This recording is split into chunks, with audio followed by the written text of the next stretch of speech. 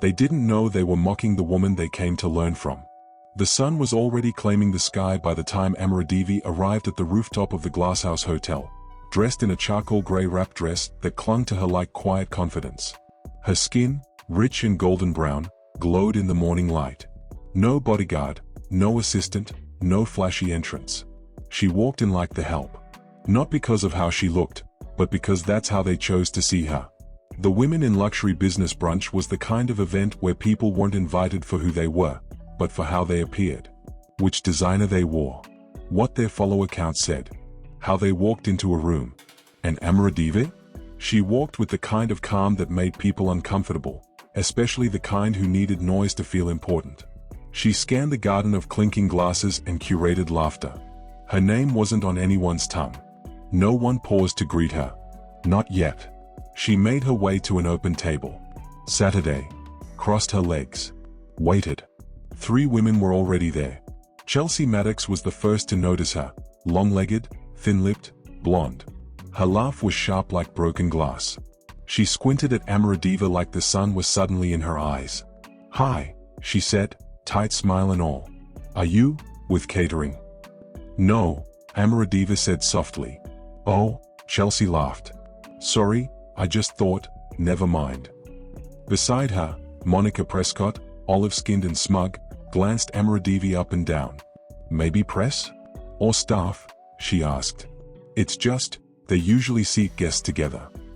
"I'm a guest," Amaradevi said. "Interesting," Monica muttered, already uninterested. The third, Harper Lee Sinclair, sat quietly, sipping champagne and scrolling through her phone, glancing at Amaradevi every few seconds with a practiced sort of judgment. Chelsea leaned in, whispering but loud enough. "They've really opened the doors to everyone now. You can just feel the diversity quota this year." Monica smirked. "Oh please. That dress says Zara, not Zegna." They chuckled. Amaradevi didn't even blink. She didn't give them the satisfaction of a reaction. She simply sat still, her posture like glass, unbroken, untouchable. "Are you an assistant to someone?" Monica tried again. "Maybe you're just early for your boss." "I'm exactly where I need to be," Amaradevi replied. Chelsea laughed.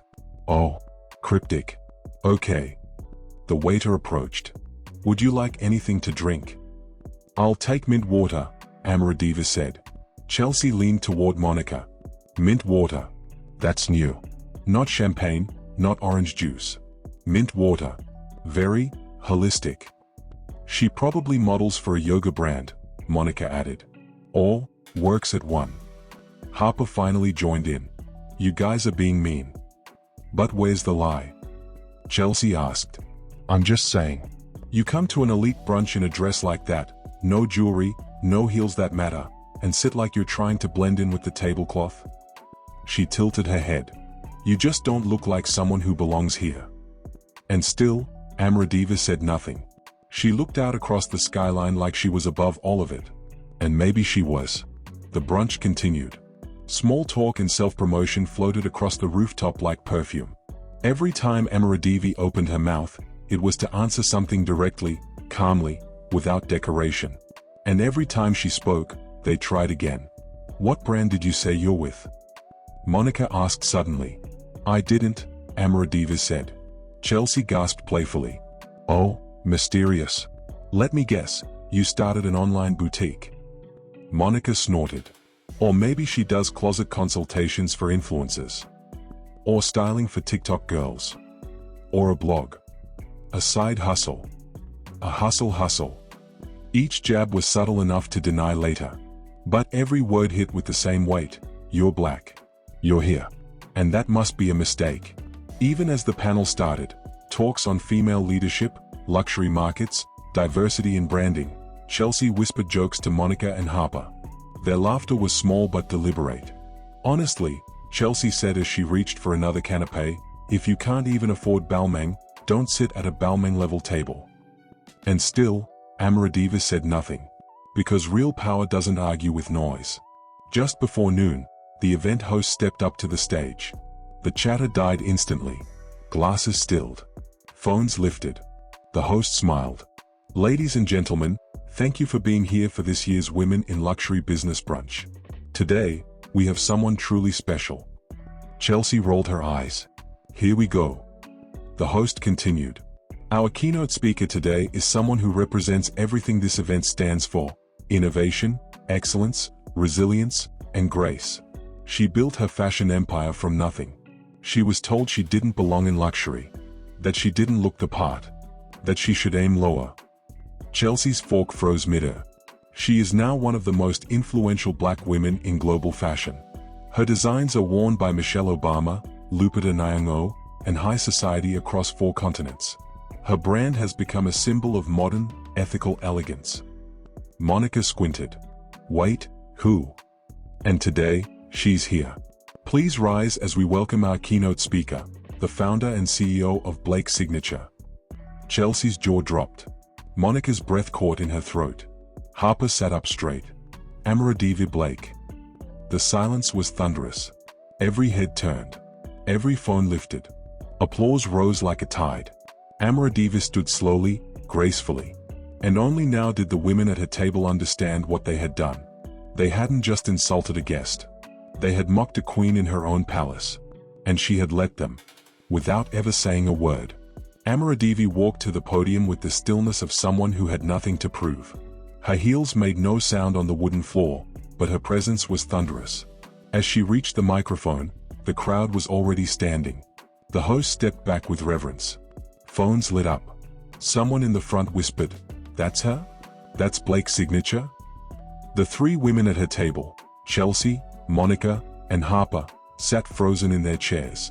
Amaradivi adjusted the mic gently. She took a moment. Not because she needed it, but because she could. Then, she began. When I started my label, people told me no one wanted luxury from someone who looked like me. They told me luxury had a face, and that my face wasn't it. They told me to make streetwear instead. Something urban. Something safe. Something expected. Her voice was calm. Measured. No bitterness. Just the truth, laid out like fine silk. When I first pitched Blake's Signature, I was laughed out of rooms by people who are now on waiting lists for my gowns. I was told that wealth didn't look like me. I was told that elegance had a tone, and it wasn't the color of my skin. The crowd was completely silent now. Even the wind had stopped. But I kept going. I learned to sit through mockery. I learned to let people reveal themselves. Her eyes swept the room.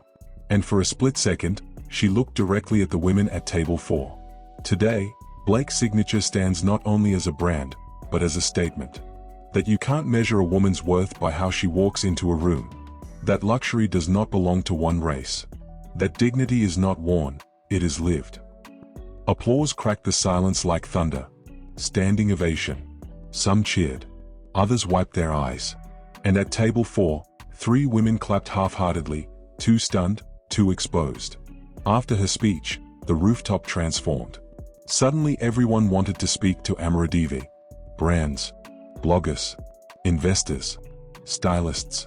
Even the hotel manager made a personal offer for a private suite whenever she needed it.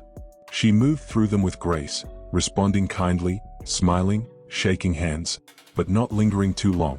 At the far end of the terrace, Chelsea, Monica, and Harper huddled like children who'd broken something valuable.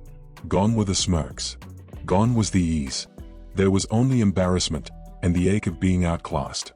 Chelsea finally stood, adjusting her dress. "I'm going to apologize," she said.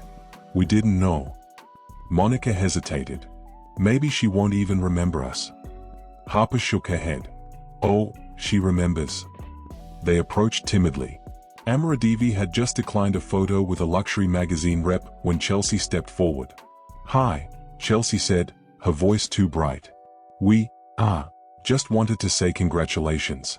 Your speech was, wow." Monica added, "And your dress. It's gorgeous. Is it one of yours?" Amaradivi smiled politely. "Yes." Harper shifted, nervous. We didn't mean to be rude earlier. It was just, well, you caught us off guard. We're actually big fans. Of the brand. Of what you stand for." Amaradivi's gaze didn't harden. She didn't call them out. She didn't even remind them of what they'd said. She simply looked at them the way you'd look at people you'd outgrown. She gave a soft smile. One that didn't quite reach her eyes. Be careful who you dismiss in small moments. You never know who's sitting at your table. She turned. Someone else had called her name. She drifted away, pulled back into the orbit of people who truly saw her. And at table 4, 3 women were left in the shadow of a woman they once thought was beneath them. The brunch ended. The tables cleared. The rooftop emptied. But table 4 stayed with them. Chelsea deleted a draft tweet that began with "Just met the iconic Amaradiva Blake." Monica cancelled her podcast episode titled "How to Spot a Real Luxury Woman." Harper, for the first time in weeks, turned off her phone and sat with herself. None of them spoke much on the way home. There were no Instagram stories, no tagged selfies. Because for once, they didn't want the world to see who they'd been. Not when they'd been so small. They learned that racism doesn't always wear a hood. Sometimes it wears Chanel. That assumptions are easy, but character takes effort. That kindness doesn't beg to be seen, and greatness doesn't always need to announce itself. But most of all, they learned this. You don't get to define someone's worth by their skin, their clothes, their silence, or their seat at the table. Because the person you look down on today might own the building tomorrow. And from that day on, every time they entered a room, they remembered Amaradiva Blake. The woman they tried to shame in public. Who left them humbled, not with anger, but with elegance. If you enjoy this story, please like, comment and subscribe. Until next time, stay curious. Who knows what story we